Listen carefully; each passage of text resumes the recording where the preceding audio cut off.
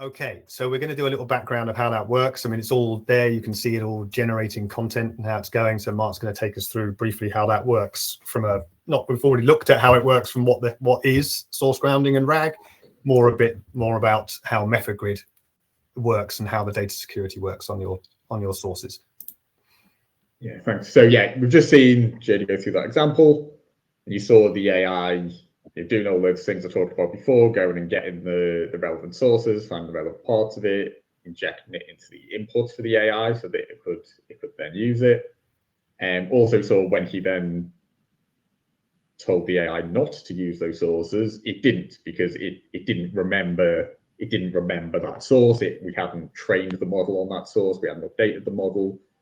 So when he asked it not to use it, the AI model didn't use it because it didn't have access to it anymore. And this is more talking about from a security point of view, kind of what's going on. Where do all of these sources and all of these prompts live? Where do they move around to? What AI model is being used, and how is all of that secured? So the first thing over on the far left, we have the MethodGrid servers. These are all based in the UK. And when Jody in that demo initiated that AI content generation, so the first thing that happens is our servers go and collect the relevant things. So they get the template from our database, they get the relevant AI sources that you've uploaded, and any other context like the tone instructions you might have given for that grid. And it kind of bundles them all together in the necessary format.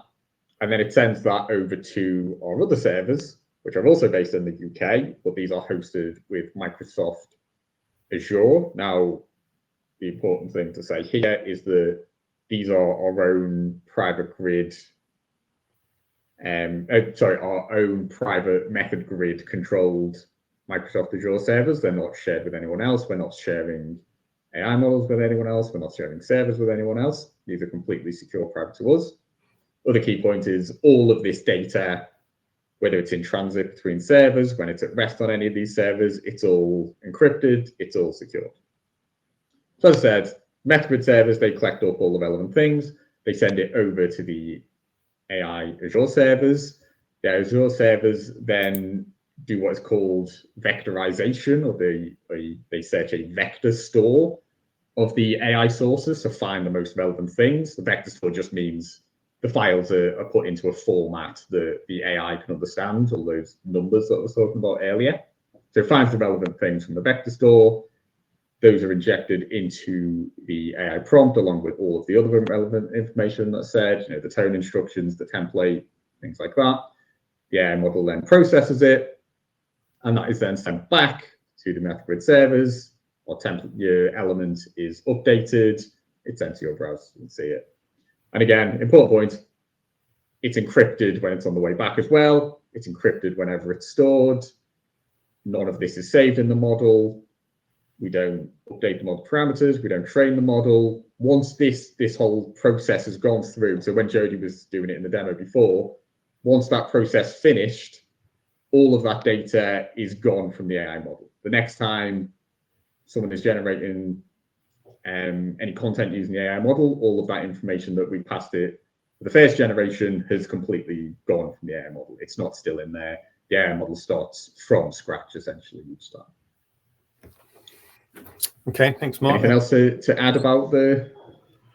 No, I'll take it forward one slide, and then we have got a question from Bruce. But I'll just finish this area on the data security. So hopefully that makes sense how the data and the sources and the prompts flow to and from Azure models. If you are interested in diving deeper into it, I will quickly post. I'll put the link in the chat now, if you do want to go and have a look. So this is data privacy and security for the Azure AI Foundry. This is where the service is what we're using. So like Mark, you can see their commitment there to how they don't use the data. So it's never available to other customers. It's not shared with other models. It's always encrypted at rest in transit. The only reason that they store prompt and response data is for abuse monitoring, just to make sure that you're not using the AI for anything nefarious. And after 30 days, it's completely deleted anyway. And we have it set to a data zone, so it's always geographically located in the UK. for us. I mean, it's Azure. There's a million different options for where you can have these things hosted and pass it through. You can have it global, whichever works best for you.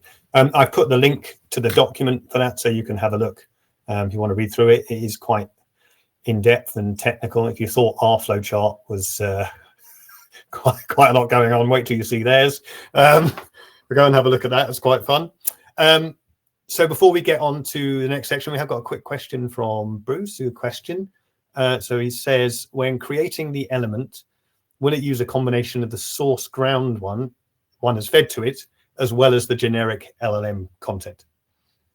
Yes, is the answer to that. It will. So when it uses source ground and we pass any relevant information into the LLM, it will search more than one document. I said earlier, so if there's relevant information in multiple sources that you've given the AI, it will combine those. It will also use any generic knowledge that it has if there isn't anything in the sources, or it will use its own trained knowledge to supplement the source knowledge as well if it's relevant. So yeah, it's and as well the other thing to say is in some cases, the AI generic knowledge might be enough if the project you're working on, the methodology you're using is a publicly available, very common methodology. The AI generic knowledge might be enough, but obviously when you have specific ways of working, either within your industry or you have proprietary knowledge that you want to use when generating your content, that's when source grounding comes in. But yes, it certainly will also use its own generic knowledge where relevant. But yeah, it's a good question though. Okay, thanks, Mark. Have answered, Bruce. That's good. Thanks for your comment. Okay, if there are. So the other thing quickly, actually, before we move on, just to talk about the data security, data residence points about this all being in the UK. Jody, you mentioned with Azure, you can spin them up everywhere. We talk about the UK because we are based in the UK and our clients are based in the UK. But certainly, if there was any requirements, as there sometimes have been with some of our clients, that data needs to be based in a different country or in a different data zone, that is certainly possible as well. Yeah, say most geographical locations covered by Azure. Yeah,